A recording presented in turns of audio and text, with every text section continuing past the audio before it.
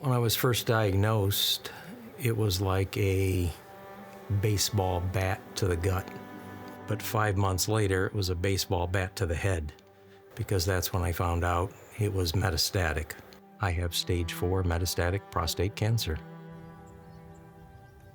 I was in the car with all my kids going to pick up Christmas lights when I got the call that I had breast cancer. My husband was diagnosed for the second time. He had been a 10-year survivor and believed that at 10 years he was cured. At the end of 2019 is when he said, okay, maybe they're right. Maybe I'm not going to beat this. I've heard it described different ways when you hear the word cancer from your doctor. Your mind goes into the rabbit hole. There were 3 things that were beating on my mind. 1, my wife. Second, 2 grandchildren, 2 years old. We're just getting started. Am I gonna not be around for them? And then the third horrible thought was, would I not be able to walk my daughter down the aisle? The hardest part of my cancer experience in the beginning was, how am I going to tell my kids about this? Because I knew it was going to change their world. We had to be honest. We had to say that I have breast cancer and that I was going to start with taking a medicine that was going to probably make me really tired, probably make me sick, and that I would start to look a little different because I was going to lose my hair.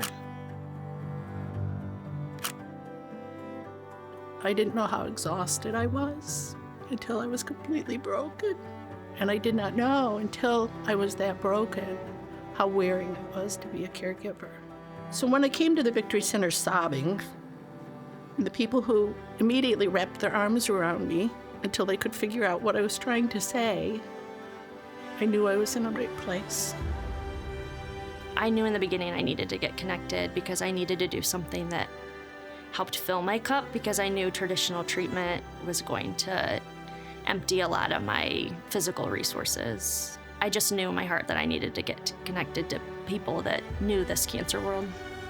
Besides getting great treatment from my oncologist, the best thing that he ever did was mention the Victory Center. When you're unable to get out of bed some days, and the Victory Center is the oasis that gets you away from the chaos.